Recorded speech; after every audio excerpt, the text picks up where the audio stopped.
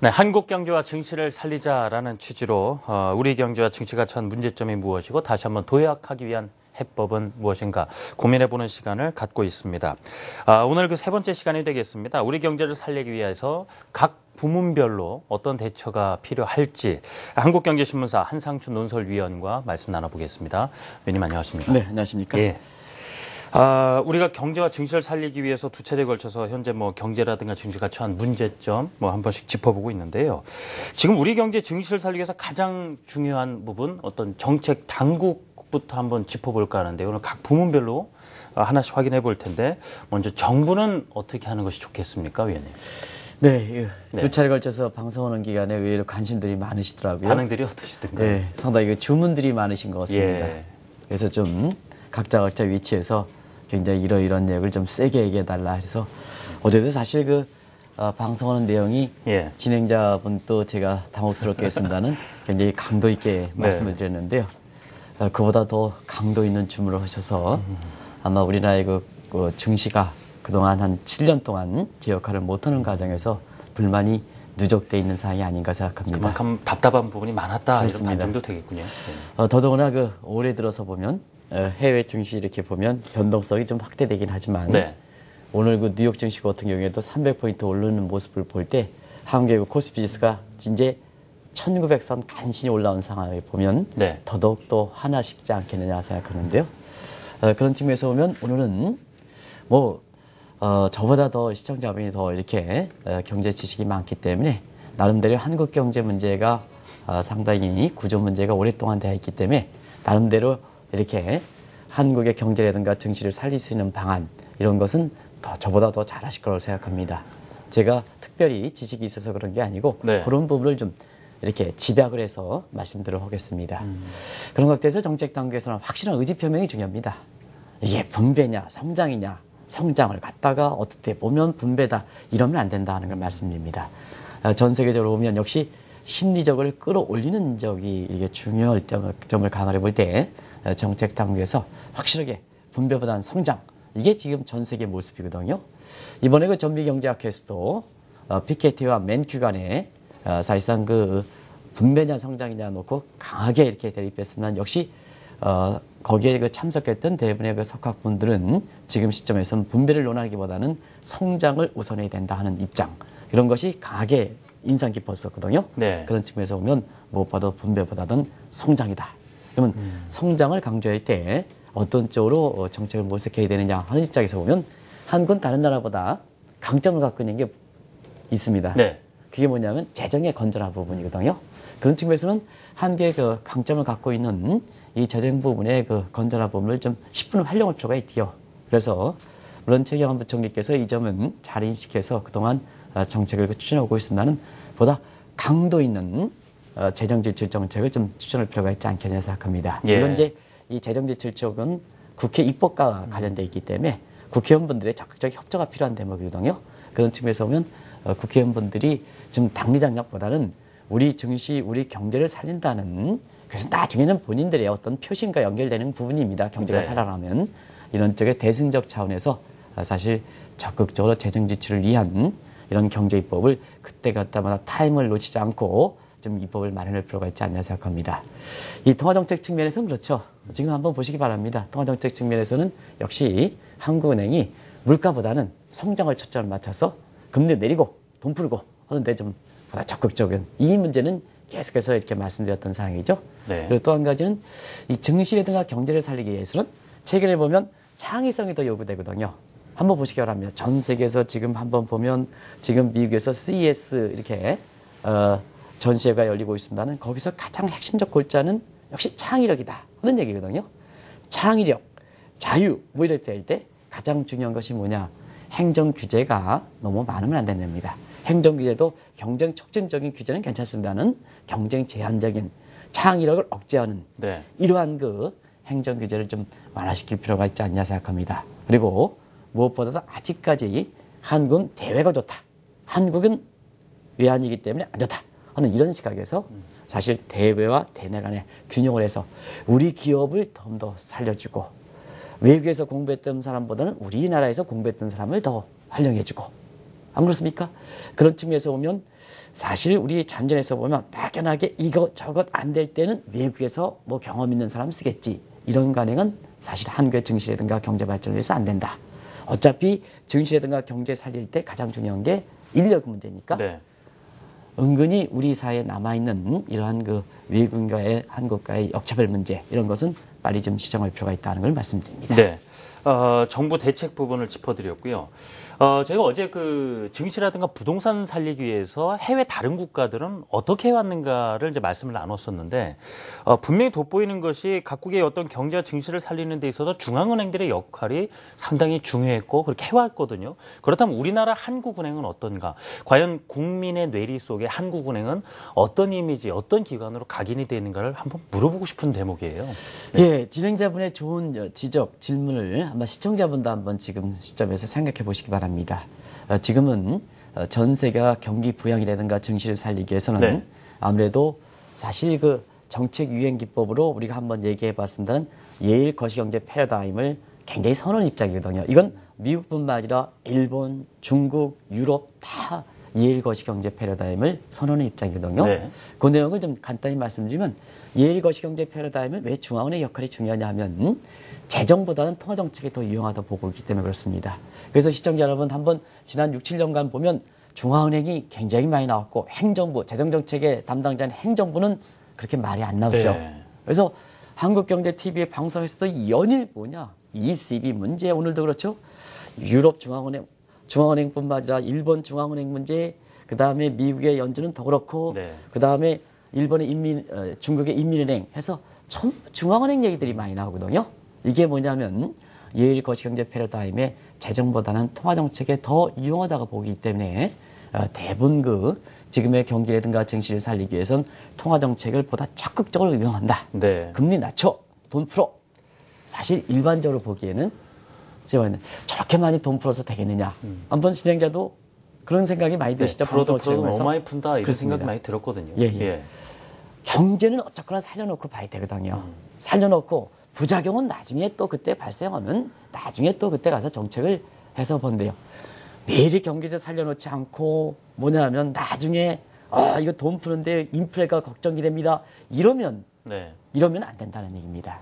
그래서 대부분 다 뭐냐면 세계 각국들은 부작용은 나중에 지금 당면한 문제, 이 문제에 있어서 보면 일단 살려놓고 보자 하는 심리에서 재료금리 돈 푸는 정책이 지금 적극적이다 하는 이런 측면에서 한은의 역할은 그동안 그 적극적이었을까 소극적이었을까 시청자 여러분이 지금 우리 증시 모습이라든가 경기 모습에서 아마 판단하실 거로 생각합니다.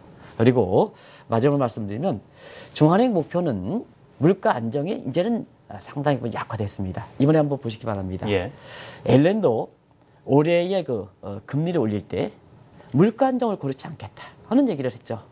사실 물가 안정과 관련이 없이 미국의 금리 인상을 준비하겠다 하는 입장을 밝히고 있지 않습니까? 어제 그 외신에서 아주 큰 뉴스인데요. 사실 이런 내용은 과거의 중앙은행의 물가 안정이 제 우선 목표인 점을 감안해 볼 때는 사실상 이런 정책 취지는 있을 수 없다 이렇게 보시면 되겠습니다. 왜냐하면 대부분 사람들이 중앙은행의 물가 안정이다 생각하면 지금 미국이 물가를 굉장히 안정돼 있거든요. 물가 안정돼 있으니까 금리 인상에 대해서는 준비를 안 한다는 얘기입니다. 그러나 제닛 옐런이 물가 안정 여부와 관계없이 사실상 금리 인상 문제에 대해서는 계속해서 준비해 나가겠다 하는 이번에 발표한 의사락의 내용도 그런 각도에서 우리가 살펴볼 필요가 있다 하는 것을 꼭 말씀드립니다. 아무래도 우리도 증시라든가 경제를 살리기 위해서는 사실 재정도 중요합니다는 한국은행의 적극적인 어떤 역할, 이 대목이 좀 필요한 대목이 아닌가 생각합니다. 네. 정책 당국, 한국은행, 지금 각 부문별로 우리 경제를 좀 살리기 위해서 어떻게 하는 것이 좋겠느냐 고민을 나눠보고 있습니다. 일단 우리 경제 얘기하면서 저희도 증시 말씀을 많이 드렸는데요. 이 증시에서는 특히 어떤 분야보다도 우리 경제 주권을 회복하는 부분에 있어서도 상당히 크게 비중을 둬야 되는 여건에 놓여 있지 않습니까? 네, 우리가 한국 증시 살리자 경제 살리기는 어쩔 수 없이 애국심이 결부될 수밖에 없습니다. 안 그렇습니까? 경제 어려울 때 모두가 대승적 나와서 지금은 어때 하더라도 사실 증시라든가 경제 살리기 위해서는 우리 애국적 마음이 사실 결부될 수밖에 없다 이렇게 보여지거든요. 그러면 이 애국심이 통할 수 있게끔 애국심이 발휘했을 때 통할 수 있게끔 증시라든가 경제가 살려야 되는데요. 사실상 그렇습니다. 우리 증시 입장에서 보면 외국인에 의해서 판치는 인블던 현상이 이렇게 이 문제가 이렇게 시정되지 않을 때는 사실 그렇습니다. 외국인들이야 자기의 투자 수익이라든가 이런 목적으로 하지 한국의 증시라든가 경제 살리는 문제는 그렇게 큰 관련이 없거든요. 그런 측면에서 보면 외국인에 판치면 결국 우리 증시라든가 경기라든가 이런 문제가 우리 주권 문제가 수용할 수 있는 범위가 적다 하는 걸 말씀드립니다. 그런 측면에서 한 가지 좀 다행스러운 것은 작년부터 국민연금, 우리나라의 최대 기관 투자가 있는 국민연금이 제 역할을 해주는 것은 상당히 과거보다는 다른 역할이다 이렇게 보시면 됐습니다. 결과적으로 보면 한국의 증시 살리자 했을 때 역시 큰 비중을 차지하는 국내 기관 투자가의 모습이 제 역할을 해야 된다. 아무래도 일반 국민들, 개인 투자자들의 입장에서 이것을 이렇게 요구하는 것은 좀 상당 부분 좀 이렇게 당위성은 인정된다 하더라도 실효적으로 증시를 살리고 경제를 알릴 때 우리 애국심 병대로 가겠느냐 하는 측면에서 보면 한계가 있는 사안이거든요. 그런 측면에서 보면 국내 그 기관 투자가 역할이 상당히 중요하다고 이렇게 보여지는데요. 그런 측면에서 보면 국민연금의 어떤 전향적인 이런 입장은 굉장히 다양스럽다 이렇게 보겠습니다. 그런 측면에서 보면 앞으로 국민연금이 운용하는 규모가 400조, 500조, 1000조가 넘는다면 역시 이 국민연금이 제 역할하는 특히 기금운용본부가 제 역할하는 측면은 굉장히 중요하지 않냐 생각합니다. 그래서 작년부터 논란이 되어 왔습니다는 국민연금 내 기금운용본부에 대해서 사실 국민의 노후의 책임질에 서 운용 수익을 높게 하기 위해서는 전문성이라든가 독립성을 확보하는 이 논쟁, 이 문제가 지금 많은 가닥이 잡히는 측면에서 성숙되고 있다는 차제에 한국 증시를 살리자, 경제를 살리자 했을 때 이 기금운용본부에 대한 독립성과 전문성을 확보해주는 방안, 이 문제도 좀 조속히 마무리됐으면 하는 그런 바람입니다. 지금 증시 말씀 나온 김에요. 이 증시에 대해서 뭐 정책 당국뿐만이 아니고요. 이 개인 투자자도 그렇고 투자자들이 뭔가 매력을 갖고 들어올 수 있게끔 이 상장사들, 기업 입장에서도 분명 그런 여건을 만들어 놓는 것도 중요한데 그래서 지난해 같은 경우는 배당 이야기도 많이 나왔었지 않습니까? 기업들 입장에서는 어떻게 하면 좋겠습니까? 네, 아무래도 한국 증시를 살리자 할 때는 그 증시의 가치를 제공을 하는 게 중요하지 않습니까? 그런 측면에서는 부가가치를 창출하는 기업의 역할이 상당히 중요하다 하는 걸 말씀드립니다.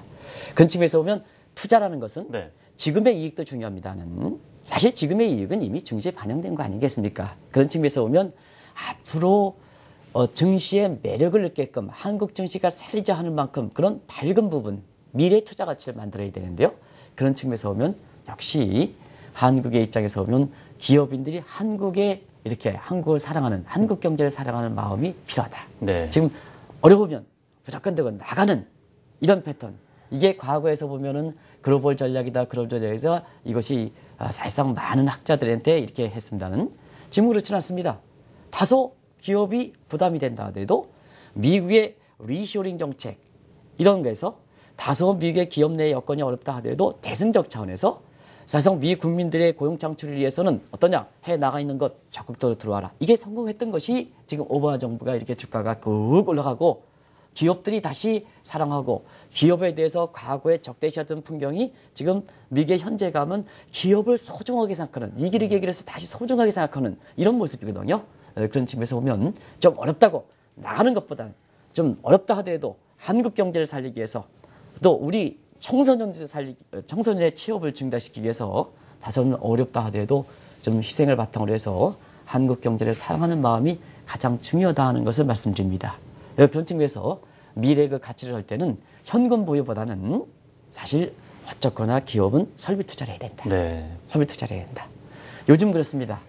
어느 매스컴에서 국내 기업의 그 CFO 자금을 관리하는 사람들이죠.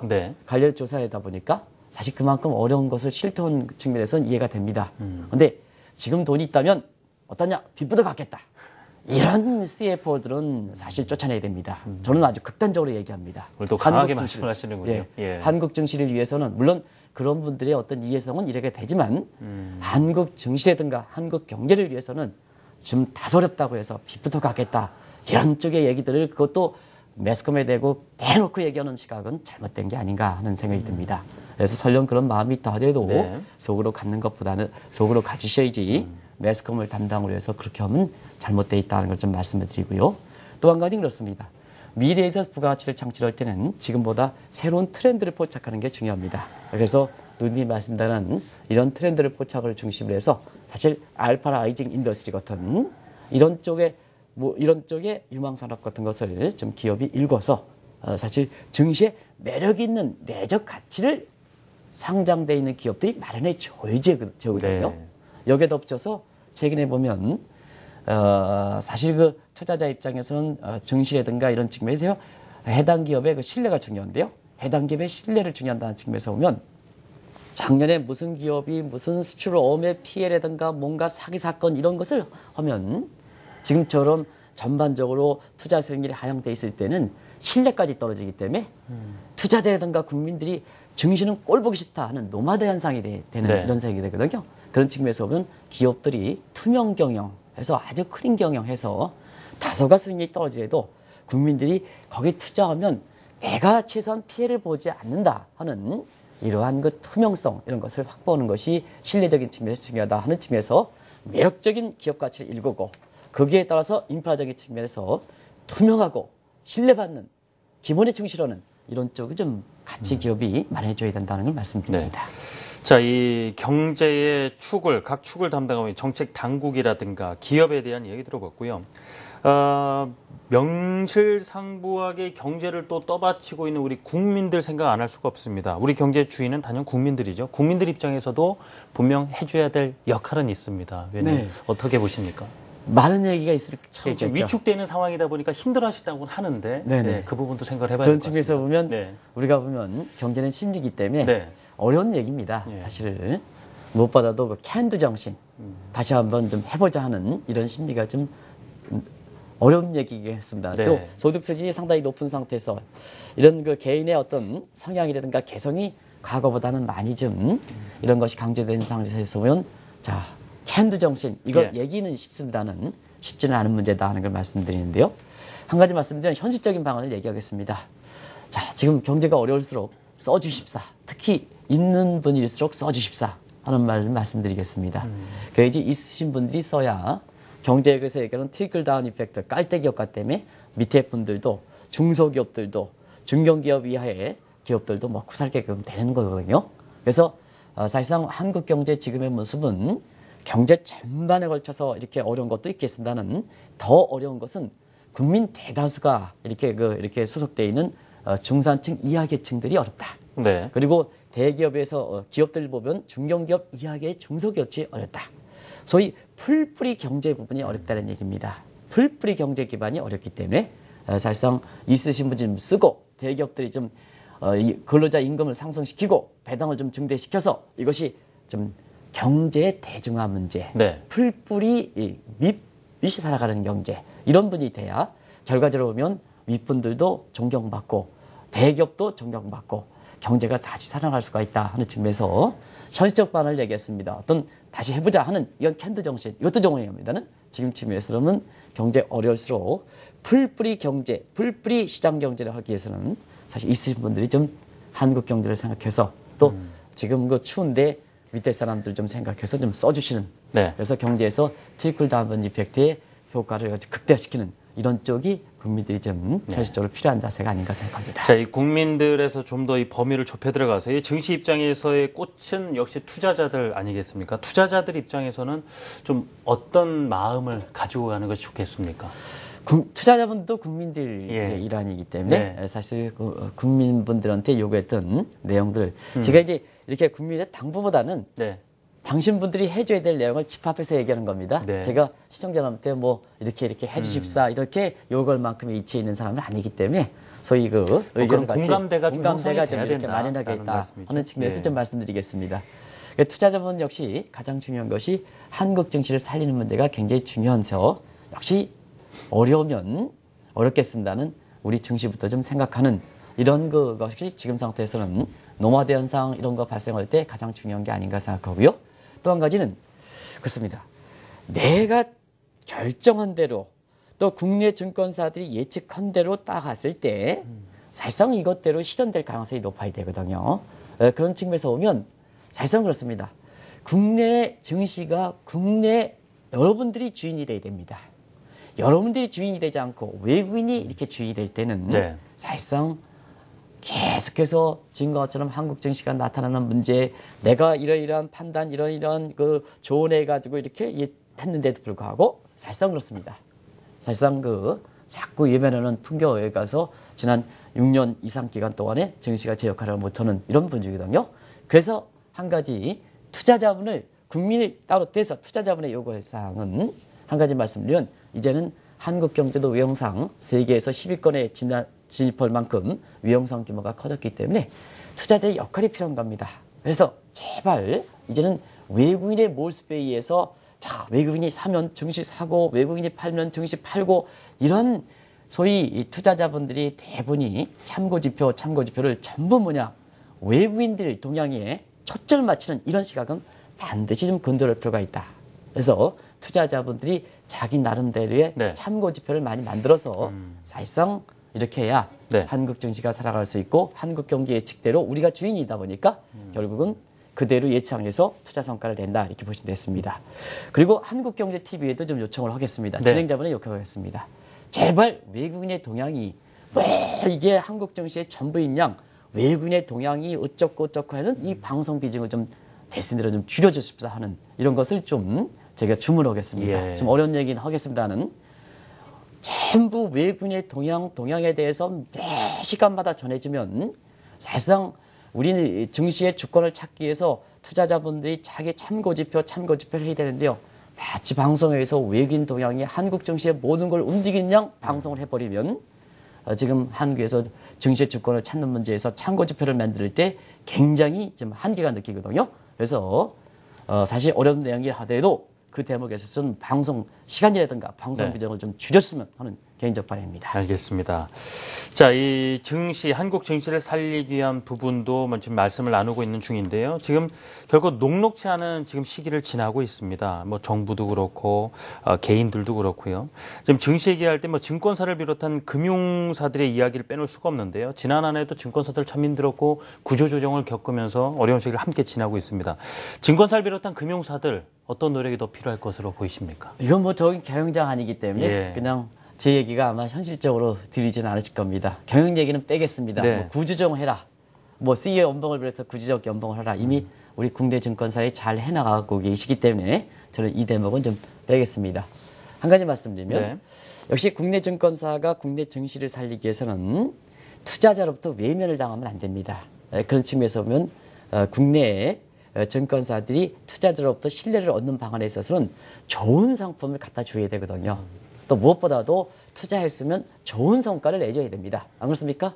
그런 측면에서 보면 좋은 상품 개발하고 우리가 안 되면 해외에서 좋은 상품을 떼다 많은 기회를 제공해 주는 것이 국내 증권사들이 신뢰를 이렇게 얻는 방안이다 하는 걸 말씀드립니다.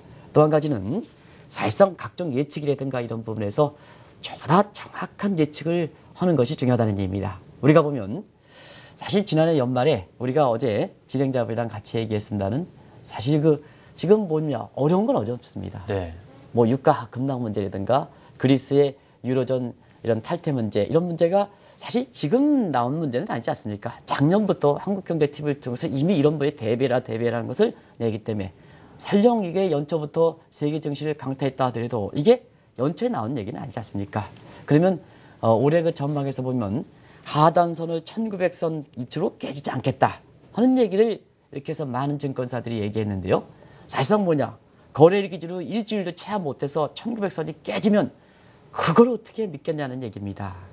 그리고 한국 증시 그런 예측대로 이렇게 투자할 수 있겠냐는 얘기입니다. 네. 그래서 예측을 위한 예측을 내놓지 말아라. 투자자분들한테 국민들한테 신뢰가는 예측을 좀 내놔야 된다. 자신이 없으면 내놓지 말아라 하는 이런 얘기를 좀 꼭 말씀드리고 싶습니다. 그리고 같은 맥락이었습니다는 그렇습니다. 국내 증시 살리자 해서 비교적 올해 그 예측을 좀 낙관적으로 예측하는 기간이 많습니다는 오늘 매일경제신문에 눈에 띄는 기사가 있습니다.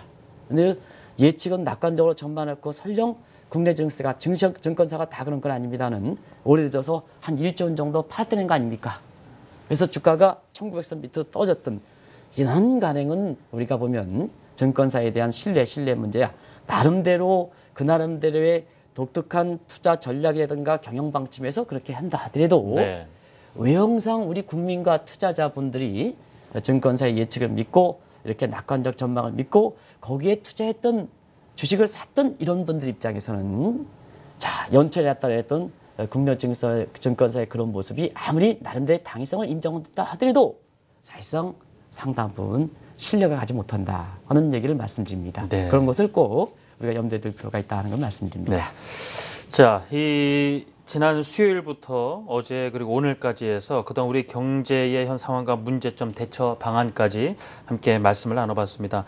혹시 위원님 3일간의 어떤 정리하시면서 조금 뭐 추가적으로 또 덧붙이고 싶은 말씀이 있으시면 짧게 한번 전해주시면 어떨까요? 네. 결과적으로 보면 우리가 문제점 지적하고 네. 그다음에 대안을 제시할 때 시청자분이 딱 해서 공통적인 시각이 있습니다. 정책 당국은 트렌드 잘 포착해야 된다. 네. 그래서 트렌드를 이어가는 것이 중요하다. 그리고 개별적인 사람에 있으면 본분을 다하는 거다. 네. 본분이라는 게 기본을 충실하는 거다 하는 걸 말씀을 드리고요. 그다음에 올해는 무엇보다도 변동성이 확대됩니다. 변동성이 확대되는 만큼 균형적 시각 이것을 좀 이렇게 해놓으시면 사실상 한국 경제에 관련한 그 증시와 관련해서 네. 서로가 혜택을 받는 올해 한 해 모습이 되지 않겠나 생각됩니다. 그런 균형적 시각을 가지시는데 저희 또한 노력을 해야 될 것이고 그런 부분에 대해서 저 역시도 책임감을 느끼고 있습니다. 지금까지 한국경제신문사 한상춘 논설위원과 말씀 나눴습니다. 위원님 감사합니다. 네, 고맙습니다.